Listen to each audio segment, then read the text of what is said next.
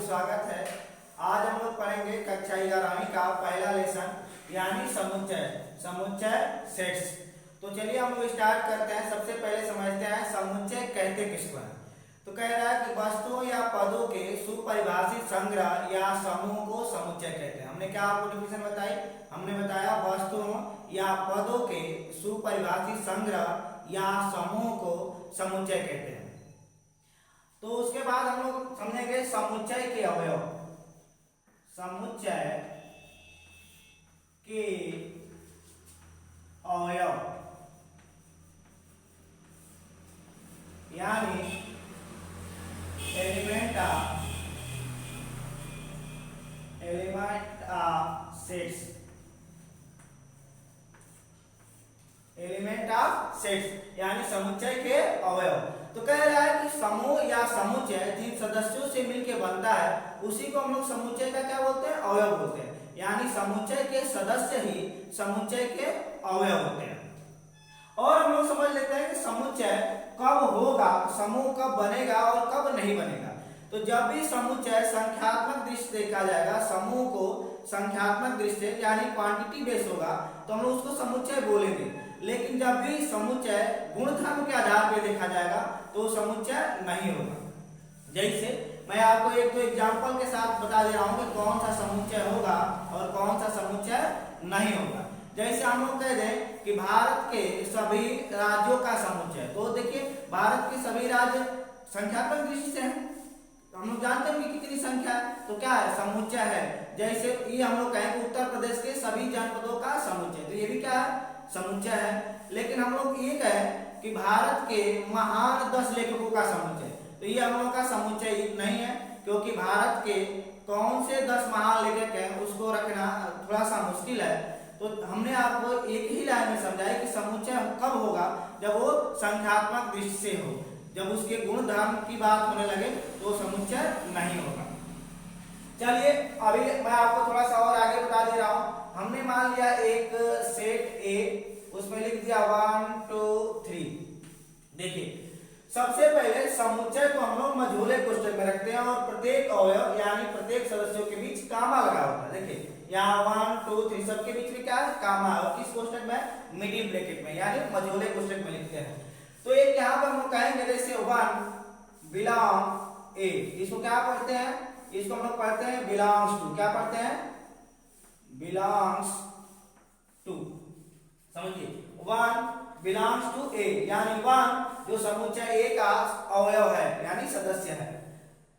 ऐसे हम लोग कहेंगे 2 belongs to A, 3 belongs to A. देखिए 1 2 3 अवयव है सेट ए का। लेकिन नहीं मैं आगे लिखना चाहूं तो मैं लिखूं 4 नॉट बिलोंग्स टू ए, यानी 4 जो है ए का अवयव नहीं है। देखिए कहीं सेट ए में 4 है? नहीं है, इसलिए जो हम लोगों का 4 है वो ए का अवयव नहीं है। आगे हम लोग पढ़ेंगे समुच्चय का निरूपण। क्या पढ़ेंगे? समुच्चय का निरूपण। इसका मतलब हम लोग समुच्चय को लिखते कैसे हैं? Represents of set.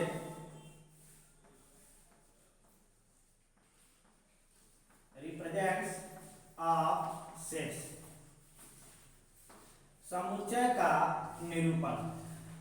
आइए हम लोग समझ लेते हैं समुच्चय को लिखते कैसे। हमने तो आपको बताया कि समुच्चय को हमेशा मझोले कोष्ठक में लिखते हैं, बीच में कामा लगा देते हैं। लेकिन लिखने की भी 2 विधियां हैं। पहली विधि है रोस्टर विधि। रोस्टर विधि, और इसको हम लोग कहते हैं रोस्टर मेथड। Roster method. दूसरा हम लोगों का है समुच्चय निर्माण विधि। समुच्चय निर्माण विधि, इसको कहते हैं सेट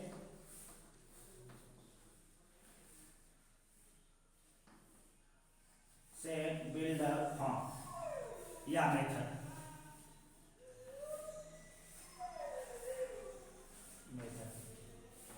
इस मतलब समुच्चय को लिखने की दो विधियां, पहली है रोस्टर विधि। रोस्टर विधि किसे कहते हैं या रोस्टर विधि से समुच्चय को कैसे लिखते हैं, तो आइए हम लोग समझते हैं। कह रहा है कि समुच्चय को हम लोग जानते हैं कि हमेशा मझोले कोष्ठक यानी मिडिल ब्रैकेट में लिखते हैं, प्रत्येक अवयव के बीच कामा लगा होता है। इसमें सबसे खास बात होती है कि समुच्चय केवल पारदर्शी रूप में होते हैं, यानी प्रत्यक्ष रूप से दिखते हैं और प्रत्येक अवयव के बीच कामा लगा होता है। जैसे मैं एक लिखूं, देखिए एक सेट में लिखूं, मैं कह रहा हूं अंग्रेजी वर्णमाला के स्वरों का समुच्चय, अंग्रेजी वर्णमाला के स्वरों का समुच्चय। तो स्वरों क्या लिखेंगे, ए ई आई ओ यू। देखिए ये क्या है, अंग्रेजी वर्णमाला के स्वर है। तो ये देखिए पारदर्शी रूप में दिख रहे हैं, 5 होते हैं, 5 के 5 हैं। तो ये हम लोगों का लिखने का जो तरीका है रोस्टर विधि है। दूसरी हम लोग की विधि कह रही है समुच्चय निर्माण विधि यानी सेट बिल्डर मेथड या फॉर्म।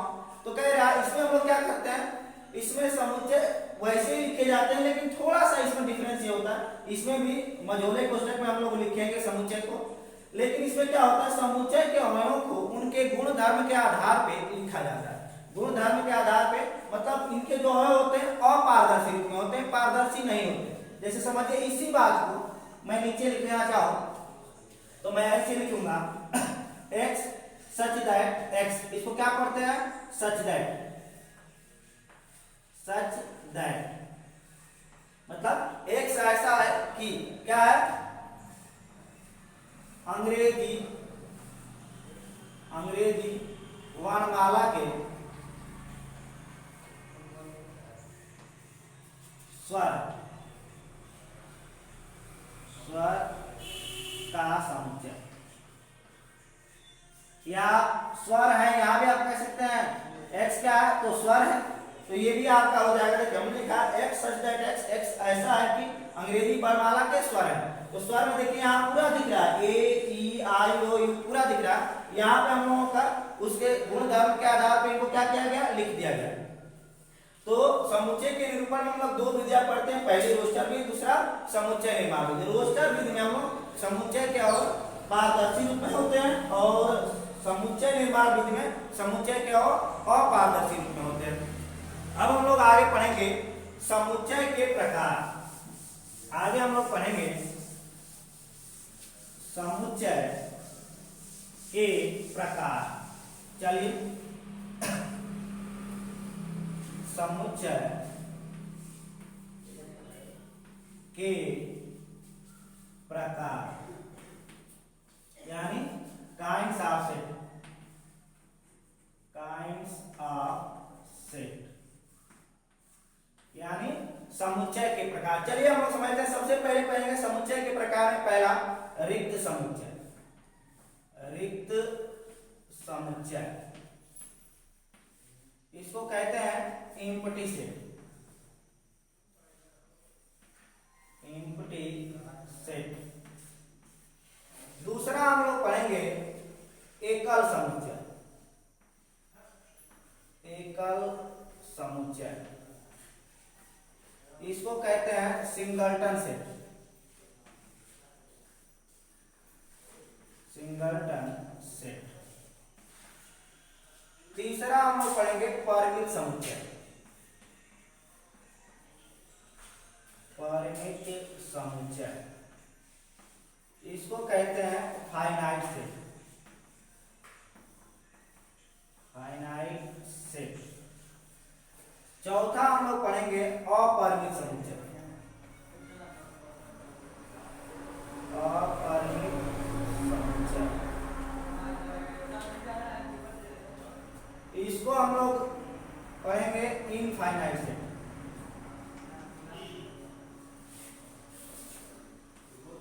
चलिए समझ लेते हैं।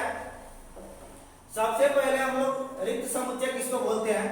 कह रहा है ऐसा समुच्चय जिसमें एक भी अवयव ना हो उसको क्या बोलते हैं, रिक्त समुच्चय। रिक्त समुच्चय यानी एम्प्टी सेट किसको कहते हैं, कह रहा है ऐसा समुच्चय जिसमें एक भी अवयव ना हो उसको क्या बोलते हैं, रिक्त समुच्चय। और इसे हम लोग फाई से प्रदर्शित करते हैं। समझिए यहाँ पे हम लोग मझोले कोष्ठक को खाली छोड़ देंगे तो रिक्त समुच्चय हो जाएगा, या फाई लिख देंगे तो क्या हो जाएगा, रिक्त समुच्चय को डिनोट करता है, प्रदर्शित करता है। तो पहला तो हम लोगों का हो गया ऐसा समुच्चय जिसमें एक भी अवयव ना हो उसको क्या बोलते हैं, रिक्त समुच्चय बोलते हैं। दूसरा हम लोग समझेंगे एकल समुच्चय। एकल समुच्चय किसको कहते हैं, यानी सिंगलटन से। कह रहा ऐसा समुच्चय जिसमें केवल एक ही अवयव उसको क्या बोलते हैं, एकल समुच्चय या सिंगलटन से। हमने क्या बताया आपको, ऐसा समुच्चय जिसमें केवल एक ही अवयव उसको क्या बोलते हैं, एकल समुच्चय। जैसे एग्जांपल समझिए, मान लीजिए ए कोई सेट है, उस ई क्या एकल समुच्चय। जैसे हम लोगों का 6 हो गया, ये क्या एकल समुच्चय।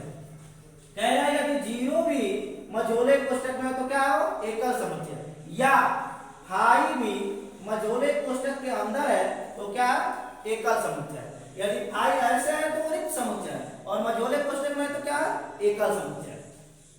चलिए अगला हम लोग समझते हैं परिमित सेट यानी फाइनाइट सेट। इसको काउंटेबल सेट भी बोलते हैं। कह रहा है ऐसा समुच्चय जिसमें अवयवों की संख्या गिनी जा सके उसको क्या कहते हैं, परिमित समुच्चय कहते हैं। ऐसा समुच्चय जिसमें अवयवों की संख्या गिनी जा सके उसको क्या बोलते हैं, परिमित समुच्चय।